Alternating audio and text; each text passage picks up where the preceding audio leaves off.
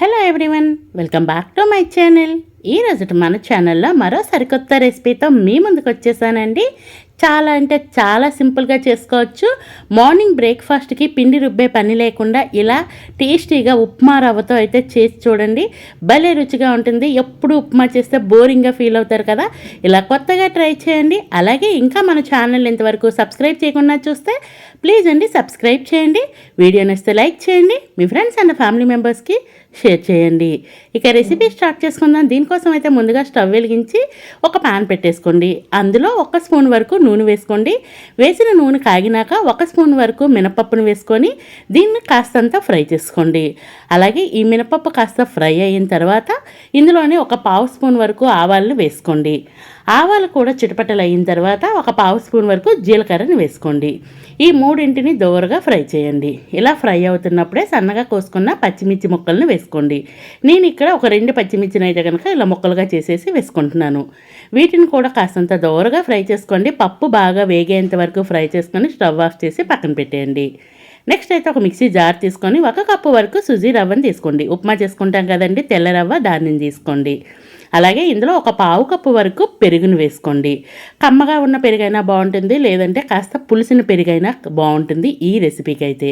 అలాగే 1/4 కప్పు కంటే ఎక్కువ కొంచెం నీళ్లు వేసుకోండి. వేసుకొని అన్నీ ఒకసారి బాగా స్పూన్తో కలుపుకొని దీనిని ఎంత మీకు వీలైతే అంత మెత్తగా అయితే మిక్సీలో పిండిలా రెడీ చేసుకోండి. వీడియోలో చూపిస్తున్నాను చూడండి, ఈ విధంగా రెడీ చేసుకోవాలి, మెత్తగా ఉండాలి. ఇలా రెడీ చేసుకున్న పిండిని ఏదైనా ఒక మిక్సింగ్ బౌల్ తీసుకొని మిక్సింగ్ బౌల్లోకి అయితే షిఫ్ట్ చేసుకోండి. చూస్తున్నారు కదండి, బ్యాటర్ మనకి దోశ బ్యాటర్, ఇడ్లీ బ్యాటర్ ఎలా ఉంటుందో అలా అయితే చేసుకోవాలి ఈ బ్యాటర్ని. అలాగే అదే మిక్సీ జార్లో కాస్తంత వాటర్ని వేసేసి వాటిని కూడా వేసుకోండి. మరీ ఎక్కువగా వేసుకోకండి, పల్చగా అయిపోతుంది ఈ బ్యాటర్ అనేది. ఇలా మొత్తం ఒకసారి కలుపుకున్నాం కదండి. కలుపుకున్న తర్వాత ముందుగా వేయించి పక్క పెట్టుకున్న ఈ తాలింపుని కూడా ఇక్కడ తెచ్చి వేసేయండి. ఈ తాలింపు మొత్తం బ్యాటర్లో బాగా కలిసే విధంగా అయితే మొత్తం అంతా కలిపేసుకోండి. తాలింపు అనేది చల్లగా అవ్వాలండి, మరి వేడివేడిగా వేసుకుంటే ఈ బ్యాటర్ అనేది ఉండలుగా కట్టేస్తుంది. అలాగే ఇందులో టేస్ట్కి తగ్గ సాల్ట్, ఒక చిటికెడు వంట సోడాని, సన్నగా కోసుకున్న కొత్తిమీర తరుగును వేసుకోండి. ఒకవేళ టైం ఎక్కువ ఉంటే కనుక 1 గంట సేపు అయితే కనుక పక్కన పెట్టేయండి. అప్పుడు వంట సోడా వేసుకోవాల్సిన అవసరం లేదు. ఇప్పుడు వెంటనే చేసుకుంటున్నాను కాబట్టి నేనైతే వంట సోడా వేసుకున్నాను. వంట సోడా వేసుకొని మొత్తం అన్ని ఇంగ్రీడియంట్స్ బాగా కలిసే విధంగా కలుపుకొని రెడీ చేసుకొని పక్కన పెట్టేసుకుందాం.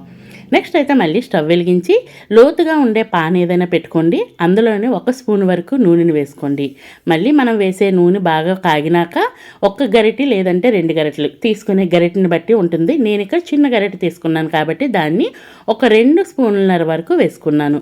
మరీ మందంగా వేసుకోకండి, కాస్తంత పలుచగా వేసుకుంటేనే బాగుంటుంది. ఇలా మొత్తం ట్యాప్ చేసేసి పైన మూత పెట్టేసి లో ఫ్లేమ్లో 1 సైడ్ బాగా కాలినాక రెండో వైపు అయితే టర్న్ చేసుకుందాం. చూస్తున్నారు కదా, రెండో వైపు అయితే ఫస్ట్ ఒకవైపు బాగా కలర్ వచ్చింది, రెండో వైపు కూడా తిప్పుతూ అటు ఇటు తిప్పుతూ మంచి గోల్డెన్ బ్రౌన్ కలర్ వచ్చేంత వరకు వీటిని కాల్చుకోండి. టేస్ట్ అయితే చాలా బాగుంటుంది. దీని కాంబినేషన్లో అయితే పల్లి చట్నీ కానీ లేదంటే గ్రీన్ చట్నీ కానీ అయితే సూపర్ ఉంటుంది. అసలు చట్నీతో కూడా పని లేకుండా కూడా తినేయొచ్చండి. టేస్ట్ అయితే సూపర్ ఉంటుంది. అలాగే మీకు వీడియో నచ్చితే కనుక మీ ఫ్రెండ్స్ అండ్ ఫ్యామిలీ మెంబర్స్కి ఖచ్చితంగా షేర్ చేయండి. ఇంకా మన ఛానల్లో సబ్స్క్రైబ్ చేసుకోకపోతే ప్లీజ్ అండి సబ్స్క్రైబ్ చేయండి. అలాగే నేను వాయిస్ ఓవర్ ఇచ్చినప్పుడు ఓవర్ యాక్షన్ అంటున్నారు కదండి, నేను ఇలానే మాట్లాడతాను. Ready to eat. Thank you for watching.